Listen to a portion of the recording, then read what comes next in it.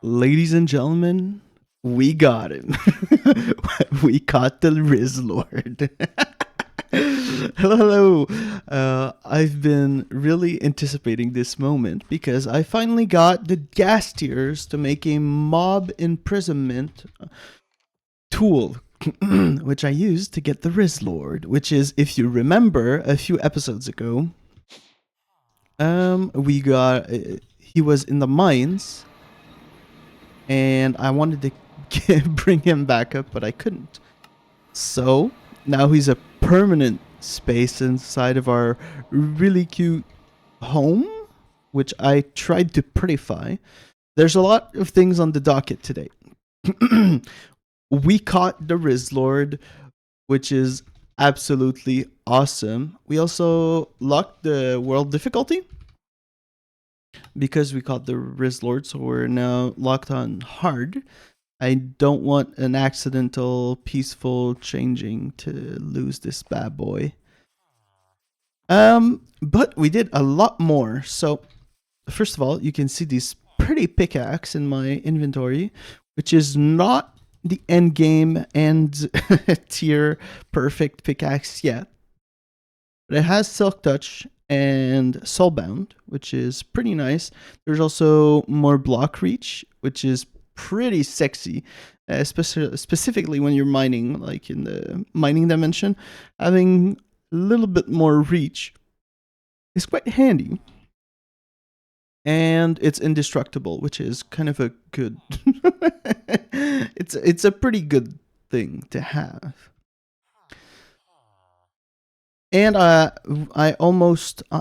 doing it. I wanted to start optimizing the chunk loading situation, which, if you can see, there's like a 6 chunk. It's like 3 chunk by 2 chunk area loading that we have here, and I was trying to fit everything like just on the borders of the chunks, so we don't have like, because if you've ever played, this is going to be a little bit technical, but if you've ever played modded Minecraft, you might have seen some really laggy worlds and things. One of the causes of this is, let's say I'm going to press F9.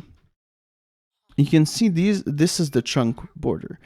And if you have, like, for example, this chunk is loaded and you have a file, not a file, you have a cable going into the next chunk, it has to load this chunk, do whatever processing, then it unloads it, and let's say 2 seconds later there's another thing that has to go into this chunk, has to load it again. And when there are thousands and thousands of things happening at the same time, well, that's pretty sad, and it can create tons of lag, which is, I mean, so I started doing it just to make sure we don't transition chunks, which is not really a big problem if you're not chunk loading, because obviously anything that's really close is loaded anyway.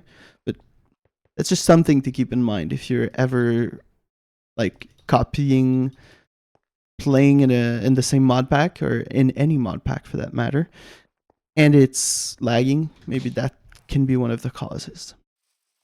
So I started doing that. And sorry if I'm sounding a little bit weird, but I'm sick. But I still wanted to speak with you and show you all the progress we've made, so bear with me. Next up was Beacon from a Trader. Did you know in this mod pack you can get a fucking beacon from trading with wandering traders? Yeah, we have a beacon, and I haven't even killed the wither yet. And also, this is a sad day, but if we go right here and we see time since last death,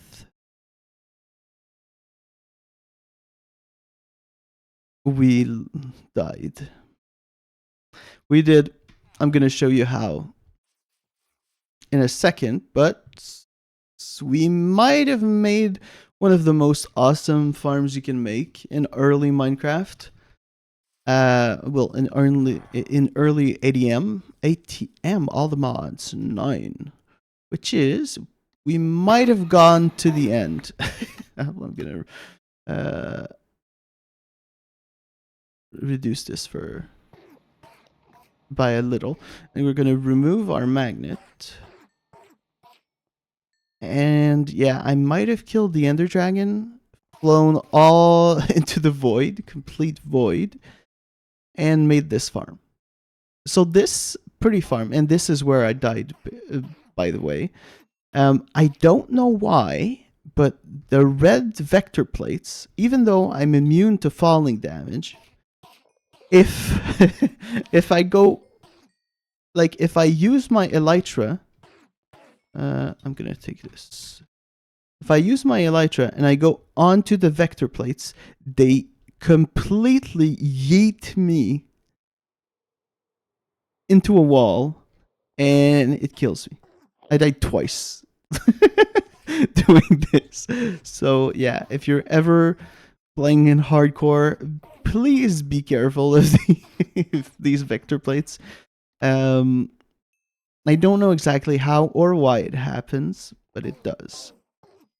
So I'm going to show you. And this, don't worry, this is ugly AF, and it's not supposed to be the... How are you? Okay. It's just not pushing him fast enough. I won't go into too much detail because I think that's going to be like a little bit annoying, but basically they spawn on the vector plates push them right into this bad boy, which is a mob smasher. Kills them, and the vacuum chest right here pulls all of the loot up and up in it. And here I'm gonna go up just to show you. Oops. And the vacuum chest, there's a item importer that flows into a diamond chest. Now, with this cable, we filter out only the tridents and the shield, and we put them into a salvaging table, which I'm going to show you. Let's say if we put this in, it's gonna give us luminous crystal shards, which is an apotheosis fragment to enchant tools like this one, with which we got mining speed, block reach, and an item socket. And we have, if I go right back around here, this filters out all of the other items, which I have looked and AFK'd for. Basically, these are the only items that are dropped by the Endermen when the mob smasher kills them that cannot be put inside of the salvager. So we blacklist all of the items and these two, so it doesn't pick up the ones that we want to put inside of the salvaging table, and it puts them into a salvager. Now, their names are quite similar, but this one is a silent gear salvager, and we can see that it takes diamonds, diamond plate legs, for example, turns that into diamonds, which is it's pretty good. And it does the same with netherite. So we can remove all this, for example, and put it into our storage. Now, I may have AFK'd a little bit in this farm, and it got us pretty insane results. I'm just gonna show you the netherite. How is it? Really, I can't type. Am I dumb? NE. Don't answer that, by the way. netherite. Okay, I don't know what I was doing wrong. We have a staggering amount of 930 netherite ingots, which have all been made just by sitting here. I would approximate, now this is a very primitive Enderman farm. I would say this is like maybe 10% of what it could be. I think we could do so much better. But anyway, and this is, I would say, around maybe a little bit more than 65, 64 netherite an hour. I would approximate it to more along the lines of 80 netherite an hour. This is about 8 mythic shards an hour and maybe around 1,000 diamonds an hour. So for a very primitive farm, this is also a vacuum hopper that I filled up with items because I don't want to take any items from it. I could have put it here instead and whatever. Basically, if I show the area, this takes the XP from over to the other side of the glass and puts it into its buffer, which we can see right here. And now I have an XP tap, which when it's open, basically when it's not open, you can see it go up. And when it's open, it just flows the XP. So it's just a simple and easy way to make all the items go in here and all the XP go in here. Could have made it differently. Probably going to be different in the future. But yeah, so you can see just by the little time we were talking already, what is it? Like it's going to be close to 60 diamonds. And, well, obviously you have netherite, which is pretty sick if I do say so myself. So, if we like TLDR this farm, it gives us tripwire hooks. What was that sound? Tripwire hooks, golden ingots, leather, iron, rare, epic, and legendary apotheosis enchanting shards, diamonds, and netherite. And all that completely AFK. We have to do absolutely nothing. So I think that's a pretty that's a pretty good little farm for our first automation. Well, our first real automation, because the other one was just botany pots, which are automation, but you know. And I did move around a little bit because the last thing is house purifying, and I did do that, but I also want to speak about the future of this little home because I think it's starting to be pretty. I wouldn't say it's perfect, far from it. I think there's a lot of work to be done. And this I might move over close to the XP farm. And anyway, that'll be for another episode, but so I dug a giant hole here, which I kind of like, and then we might make it bigger. And I think this will be a pretty fun way of showing all the different mobs we've collected over the series, because ain't no way we're gonna leave RIZZLORD alone. Who can he riz up if not? Sorry, I feel so dumb saying that, but yeah, come on, we can't leave RIZZLORD alone.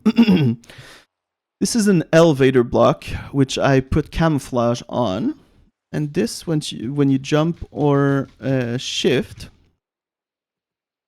Hey, what is he doing here? Oops.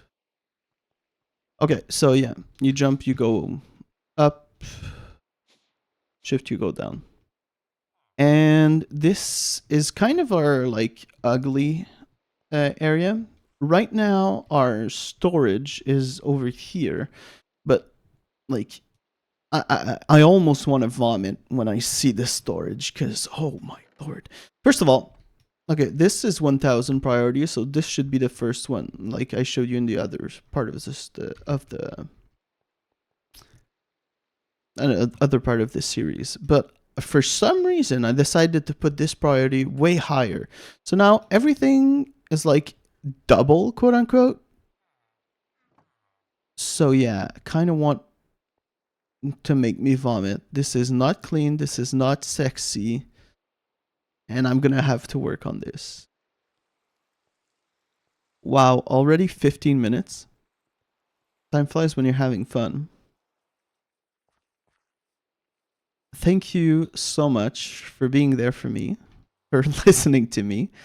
And I hope you'll be there next time, because we're like almost done with the less interesting part of this series, which is like getting our bearings and getting our tools. Now that we're starting to have pretty good tools and things, it's gonna start to be really interesting. We're gonna do some pretty crazy projects. Thank you so much. Fuck. Oh my lord, you didn't see anything, okay? Oh, I saved it with the magnet. And I'll see you soon. Bye bye.